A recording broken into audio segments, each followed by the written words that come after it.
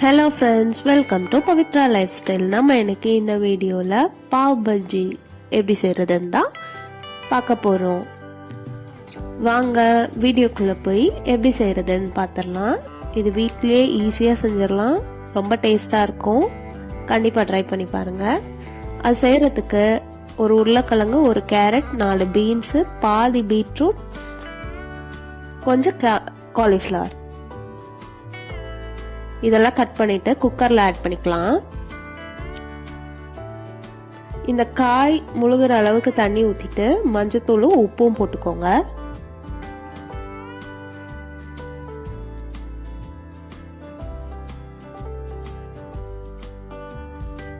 காய்க்கு தேவையான அளவுக்கு உப்பு ஆட் பண்ணிட்டு லிட் க்ளோஸ் பண்ணி 5 விசில் இல்லைன்னா 4 விசில் விட்டு எடுத்து வச்சுக்கோங்க. ஏன்னா இதை நம்ம ஸ்மாஷ் தான் பண்ண போகிறோம். நல்லா வெந்துருச்சுன்னா ஸ்மாஷ் பண்ணுறதுக்கு ஈஸியாக இருக்கும், அதுக்காக தான். இப்போது நல்லா ப்ரெஷர்லாம் ரிலீஸ் ஆனதுக்கப்புறம் இந்த மாதிரி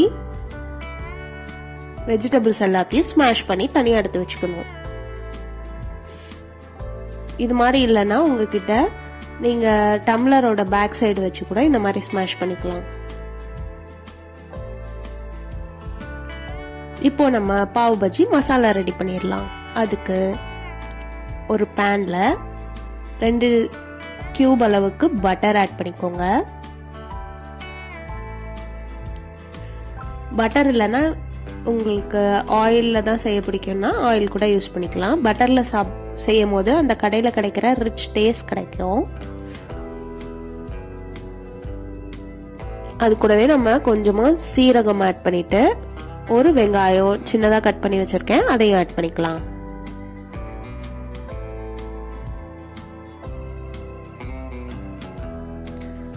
அது இந்த மாதிரி லைட்டா கோல்டன் பிரவுன் ஆனதும் இஞ்சி பூண்டு பேஸ்ட் 1 டீஸ்பூன் ஆட் பண்ணிக்கலாம்.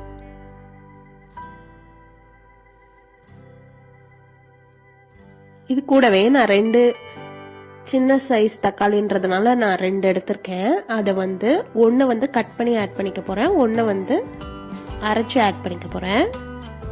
அப்போ தான் அந்த கிரேவி நல்லா திக்காக இருக்கும். அதுக்காக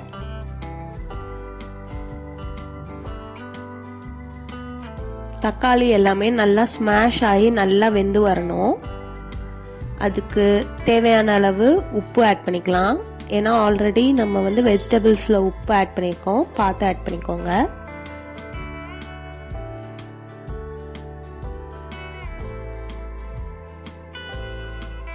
இந்த மாதிரி நல்லா வெந்ததுக்கு அப்புறம்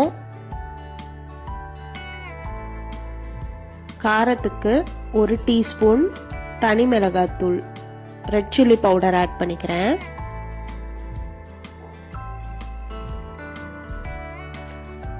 அது கூடவே 2 டீஸ்பூன் பாவ் பஜ்ஜி மசாலான்னு சூப்பர் மார்க்கெட்லலாம் உங்களுக்கு கிடைக்கும், அதை வாங்கிக்கோங்க. நான் இன்னைக்கு எவரெஸ்ட் பிராண்டோட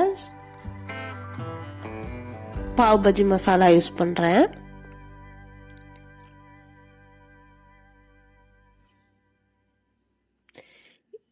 அதை நல்லா கலந்து விட்டுட்டு அதுக்கப்புறம் நம்ம ஸ்மாஷ் பண்ணி வச்சிருக்க வெஜிடபிள்ஸ் அப்படியே ஆட் பண்ணிக்கலாம்.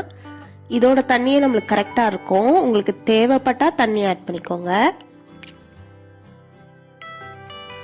இதை நல்லா மூடி போட்டு வேக வைங்க. நல்லா திக்காகணும். இப்போதான் நம்ம சேனலை ஃபர்ஸ்ட் டைம் பார்க்குறீங்கன்னா மறக்காம சப்ஸ்கிரைப் பண்ணிக்கோங்க, பெல் ஐக்கனை ஆல்ல வச்சுக்கோங்க. அப்போதான் நம்ம போடுற ஒவ்வொரு வீடியோவும் உங்களுக்கு நோட்டிஃபிகேஷனாக சேரும். இப்போ பாருங்க, ஒரு 2 மினிட்ஸ் கழிச்சு இந்த அளவுக்கு திக்காக இருக்கு. நான் திரும்ப மூடி போட்டு வேக வைக்க போறேன்.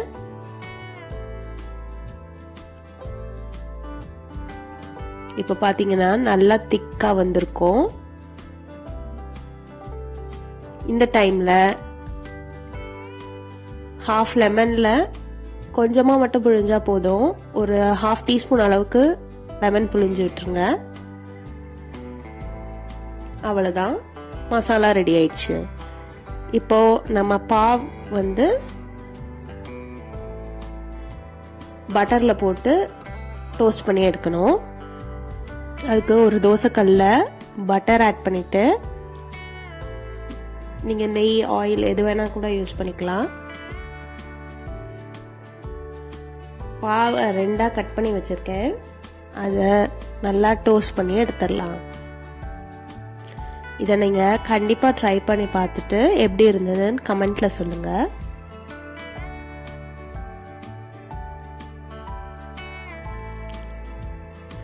இப்போது இது மாதிரி நல்லா சர்வ் பண்ணி சூப்பராக சாப்பிட்றலாம். நெக்ஸ்ட் ஒரு வீடியோவில் உங்களை பார்க்குறேன். பாய் பாய்.